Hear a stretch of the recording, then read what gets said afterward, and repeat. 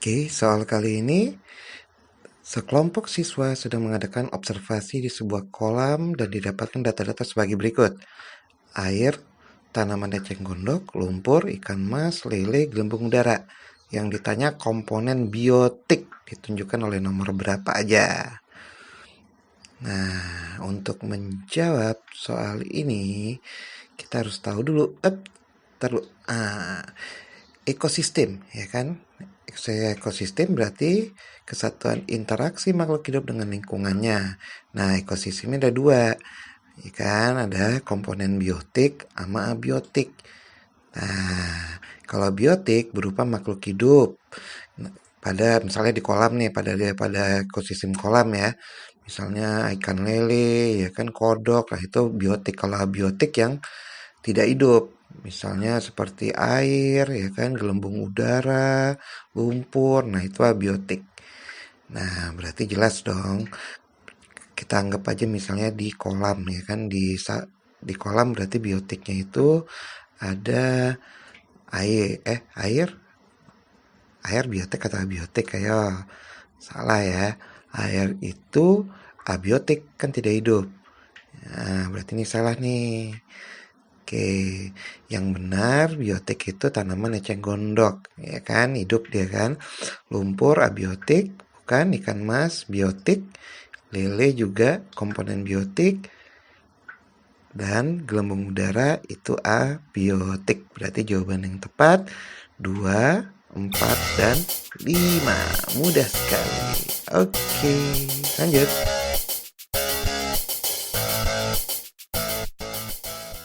Nah, sekarang tentang sistem pencernaan.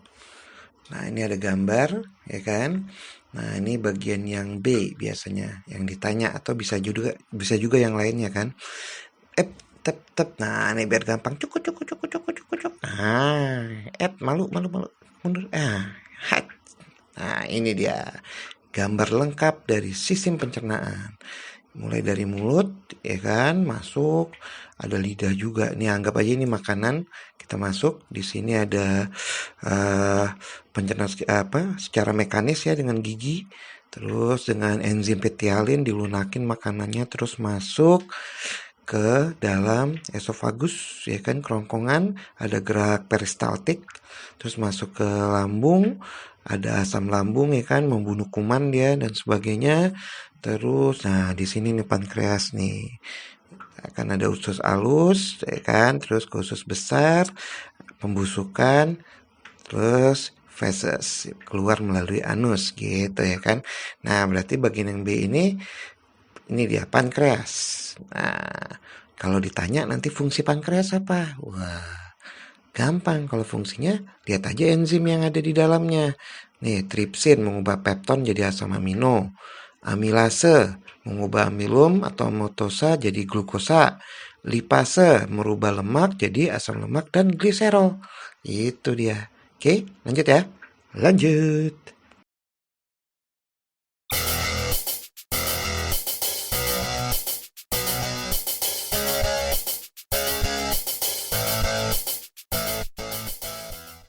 Soal berikutnya sebagai berikut. Dari gambar percobaan pernafasan ini, volume cadangan ekspirasi adalah, nah di sini ada grafik, ya kan? Bisa kita lihat. Nah, jawaban yang tepat untuk volume cadangan ekspirasi adalah 1500 cc. Nah, jadi perubahan volume paru-paru itu ada volume tidal, ya kan, di 500 cc dia. Bisa kita baca di sini. Setelah itu ada volume cadangan ekspirasi atau suplemen, ya kan. Nah, dia masih dapat dikeluarkan setelah ekspirasi normal, itu 1250 cc. Nah, setelah itu ada inspirasi komplement, itu dia dapat dihirup setelah inspirasi normal 3000 cc. Nah, sekitar di sini ya, antara 4000. Nah, terus ada kapasitas vital, yaitu jumlah suplemen plus volume tidal plus komplement atau sama dengan volume udara maksimal yang dikeluarkan dalam sekali ekspirasi atau inspirasi maksimal 4750 cc volumenya. Nah, setelah itu ada volume residu 1200 cc. Meskipun kita melakukan ekspirasi semaksimal mungkin, pasti ada sisa udara dalam paru-paru yang tidak dapat dikeluarkan dalam ekspirasi biasa, gitu guys. Nah, terus ada udara sisa, ya kan? Ini residu namanya. Itu dapat dikeluarkan bila dada kita tertindas dengan stonewall. Oke, lanjut ya. Ini berarti volume ekspirasi itu ada di sekitar sini nih. Nah, soal berikutnya. Next.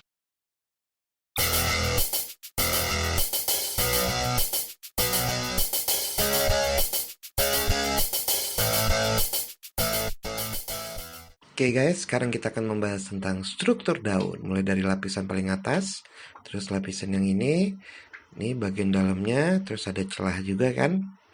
Nah, kita harus tahu nih, apa aja bagiannya, terus apa aja fungsinya. Nah, ini gambar lengkapnya. Oke, di bagian paling atas, ya kan, lapisan paling atas itu tuh ada epidermis atas namanya. Nah, dia di bawahnya itu jaringan palisade, ya kan, batang dia. Nah, terus di sini nih itu ada xilem sama phloem, ya kan, jaringan angkut, ya kan, xilem sama phloem. Nah, terus celahnya itu stomata. Nah, sip. Nah, epidermis atas fungsinya untuk melindungi bagian jaringan anyang di bawahnya. Nah, di bawahnya itu ada palisade atau jaringan tiang berfungsi sebagai tempat fotosintesis, ya kan. Jaringan bunga karang juga ada. Terus jaringan pengangkut itu terdiri dari xilema phloem, ya kan.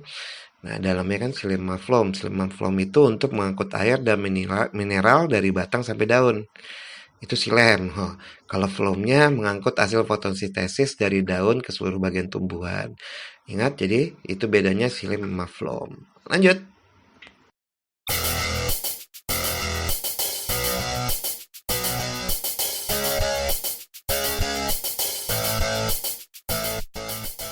Nah, sekarang perhatikan pernyataan berikut.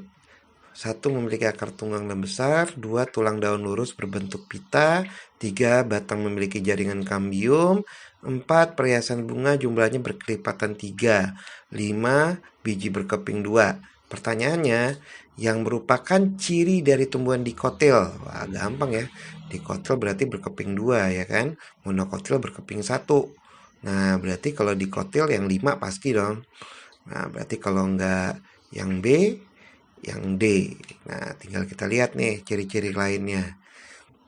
Lupakan yang 1, ya kan? Lupakan yang 4. Nah, pokoknya lupakan yang enggak ada 5-nya lah, gitu ya kan? Kita lihat ciri-ciri tumbuhan dari dikotil. Nah, selain bijinya berkeping 2, ya kan? Kalau berkeping 2 kita udah tahu. Apakah itu ciri-cirinya? Pertama, ya kan? Kalau dia semakin sama, ciri-cirinya berarti dia semakin mendekati dong. Semakin kekerabatannya semakin oke. Itu prinsip klasifikasi. Ya enggak? Nah, berarti dari soal ini bisa kita lihat nih. Tujuannya dulu, ya kan? Sebelumnya tujuannya dulu itu menyederhanakan objek studi. Siapa tahu ditanya nanti mengenal berbagai makhluk hidup, mengetahui manfaat masing-masing organisme, sampai mengetahui hubungan kekerabatannya. Nah, berdasarkan hasil data baru kita masuk ya. Berbiji 2 pasti. Terus di kotel itu tulang daunnya menyirip, ya kan, daun tunggal, majemuk, batang pangkal, ujung seperti kerucut. Nah, berarti ini daun lurus enggak dong. Mempunyai akar tunggang. Nah, ini berkambium, batang daunnya berkambium, benar nggak tuh? Nah, batang memiliki jaringan kambium, ya benar, berarti 3 benar ya. Terus mempunyai akar tunggang, kita lihat akarnya. Akar tunggang, ya benar, 1 benar. Berkas pembuluh pemilihan udah cuekin aja, berarti 1, 3, dan 5. Gitu guys cara jawabnya. Lanjut.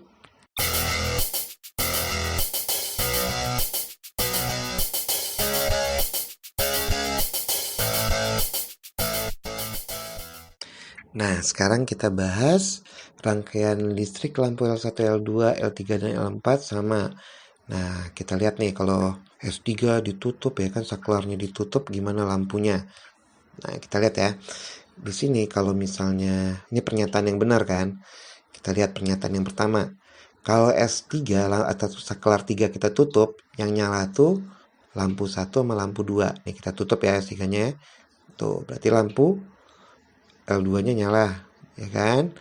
Nah, ini L3 nggak nyala nih, ya kan? Yang nyala itu berarti L1 lampu yang pertama. Otomatis lampu yang kedua juga nyala dong. Ya kan? Nah, nah, ini dia. Nah, kita lihat pernyataan yang kedua sekarang. Ini pernyataan yang satu ini benar ya, tapi kita keep dulu nih. Kita lihat yang dua benar nggak? Jika saklar 1 dan saklar 3 kita tutup, lampu 1 dan lampu 2 nyala, benar nggak? Nah, ternyata hanya lampu 1 yang nyala. Coba kita tutup ya. Nah, S3 sama S1 nih kita tutup nih. Saklar 3 sama saklar 1. Nah, berarti ini kan lampu 1 yang nyala ya kan? Lampu 2-nya enggak dong. Ya, berarti jelas yang B-nya salah ya. Terus pernyataan yang ketiga. Kita lihat pernyataan yang ketiga. Jika saklar 2 dan saklar 3 ditutup, maka hanya lampu 3, lampu 4 yang menyala. Oh, tadi yang B saklar 1 sama 3 ya. Sekarang saklar 2 sama saklar 3. Ternyata semuanya nyala. Coba kita coba di sini gini kita tutup. Tadi saklar 2-nya kita tutup, terus saklar 3-nya kita tutup. Wah, iya benar nyala semuanya ya. Berarti kan ngalirnya dari sini, ya kan? Ini nyala. Sip. Ini nyala. Kalau dia mulai dari sini berarti ini nyala. Ya kan? Mulai dari sini nih, nyala nih juga nyala. Berarti semua lampu menyala. Berarti salah ya pernyataan yang C. Nih ketutup ya soalnya. Oke, anggap aja salah. Sip. Oke, kalau ada yang mau ditanya langsung ke kolom komentar ya, atau ke senopatiducationscenter.com. Jangan lupa subscribe. See you.